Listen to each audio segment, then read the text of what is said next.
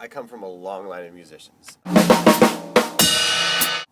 I grew up with my mom playing piano and singing along to like old hymns and whatnot. I was literally the kid, who would bust out the pots and pans. I would bring them out and hit them as hard as I could. And I had like a good 5-10 seconds of that before my mom would be like, Adam, put those things away, or she would basically do it herself. And so if I was sneaky enough, sometimes I'd actually get like 4 or 5 pots and pans out before she even noticed, and that would have like a full kit going. It was just awesome. That's probably my first memory of doing music, was doing that. And then I got into playing piano lessons. Did not like that at all, but I did it for 4 years. It was great because I got to learn music theory and get the basic hand motions and whatnot. And yeah, I stopped that because, you know, piano. What actually sparked my interest in drums, I'll never forget it. I was probably 15 or 16 years old. I went to a Coldplay concert. And one of the starting bands, or one of the opening bands, I just remember watching the drummer and being like, you know what? That's what I want to do. I was just captivated by the power and the energy of the kit, and I'd only played piano and like recorder in grade 4. And like, there's just something about the drums that I just love the energy from it and the way he was moving his arms and whatnot. So Coldplay was good, but like this starting band, this opening band was what really sparked me, and just watching him play and how excited he got and the energy behind it was just like, I wanted to do that. That was that day when I decided that I wanted to play drums. Maybe a couple months later when I finally got my first drum kit. It was a terrible kit. It was gross.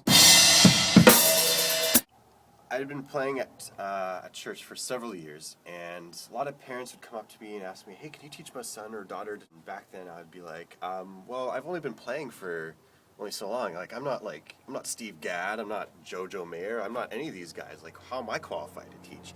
Eventually, I finally just decided to take on a few students to see how it worked. My first student probably learned nothing from me for the first lesson, because I had no idea how to teach. I was teaching stuff that I was trying to learn, and I was just excited about that.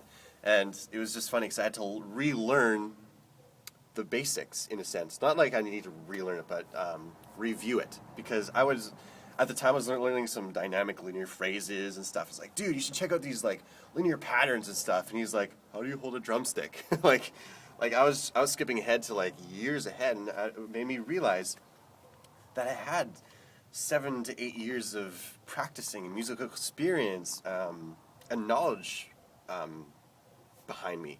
And so I was like, wow, I could actually teach this guy something rather than be all nervous, like, I don't know what they're going to teach. So yeah, I had to learn quickly that I couldn't teach the advanced stuff first. Seems like a simple concept, but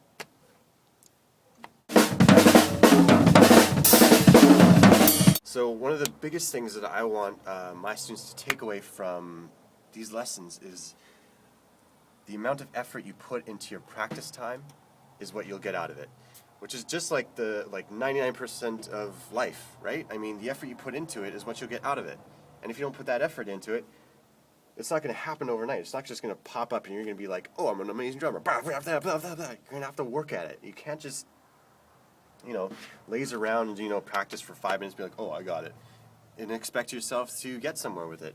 So yeah, I would love my students, even if they don't continue on with drums, eventually, at least take away the fact that putting effort into something, you will get rewarded for it. You will find rewards if you work hard at something.